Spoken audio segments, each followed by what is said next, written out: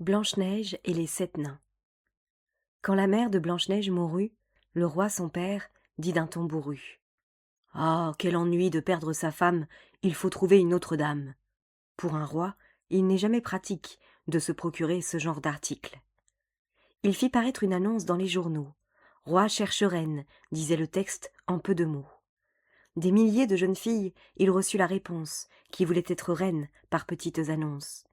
Le roi déclara avec un air sournois: « J'aimerais bien les essayer une fois. » Il finit par choisir pourtant une demoiselle machin-chose qui possédait un teint de rose et un gadget intéressant. C'était un miroir qu'un cadre de cuivre ornait, un miroir magique qui parlait français. Quand on l'interrogeait sur n'importe quel sujet, il répondait sans hésiter: « Miroir, qu'y a-t-il pour le déjeuner ?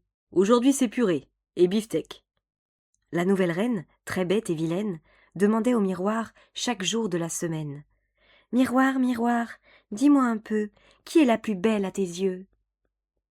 Et chaque fois on entendait la ritournelle: « Oh, madame la reine, c'est vous la plus belle de ce palais, belle comme un oiseau népalais. » Pendant 10 années, la stupide reine se livra à sa marotte quotidienne. Mais tout à coup, un beau jour qui ne l'était pas, le miroir magique brusquement déclara: « Reine, tu te retrouves numéro 2. Blanche-Neige est la plus belle à mes yeux. » La reine encaissa mal le coup et cria: « Je vais lui tordre le cou. Son compte est bon, je vais la faire dépecer et me ferai servir ses tripes pour dîner. » La reine fit venir le chasseur de la cour et lui ordonna: « Emmène-la faire un tour. Quand vous serez loin, tout au fond des bois, enfonce-lui 3 fois ton couteau dans le foie. Ouvre ses côtes, fouille dedans et ramène-moi son cœur fumant. » Le chasseur entraîna l'enfant, si ingénu, au fond de la forêt, loin des sentiers battus. Comprenant la combine, la pauvrette supplia: « S'il vous plaît, soyez bon et ne me tuez pas. » La dague était levée, le bras était puissant.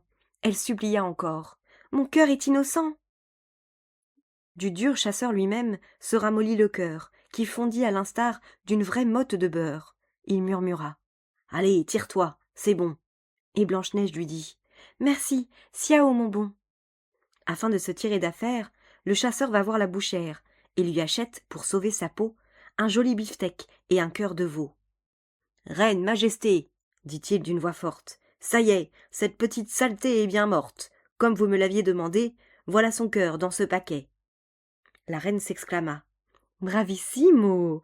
Parbleu, j'espère que tu l'as tué à petit feu. » Alors, et là, ça devient vraiment dégoûtant, la reine à table mangea le cœur à belles dents. J'espère seulement qu'elle l'avait bien fait cuire, le cœur bouilli est souvent dur comme cuir.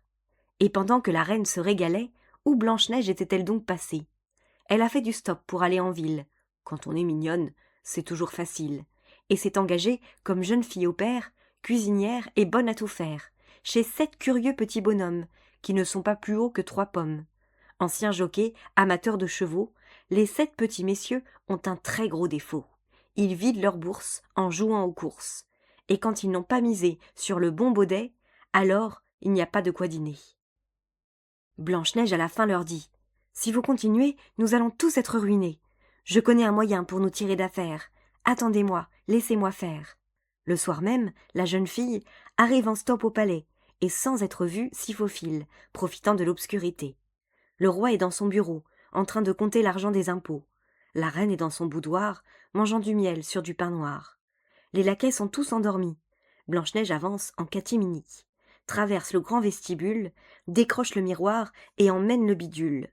Quand Blanche-Neige est rentrée, elle demande au plus âgé d'interroger le miroir. « Demande-lui un tuyau pour voir. »« Miroir, dit le nain, tu es notre espoir.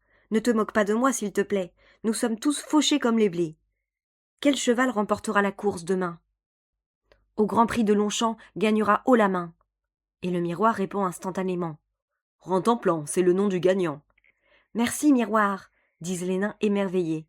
Ils embrassèrent Blanche-Neige sur le nez, puis vont chercher suffisamment de galettes pour pouvoir jouer gros sur la brave bête. Ils mettent leur montre au clou, vendent leurs vieux tacos, empruntent à droite, à gauche, à Paul et à Jaco, font la manche au carrefour, jouent du tambour dans les cours. Les voilà à Longchamp, et bien évidemment, ils misent pour une fois sur la bonne jument. À dater de ce jour et de cette heure, le miroir fit payer les bookmakers. Aujourd'hui, grâce au miroir qui pronostique, Blanche-Neige et les 7 nains ont une vie sympathique. Conclusion, jouer ne rend pas fou, pourvu que l'on gagne à tous les coups.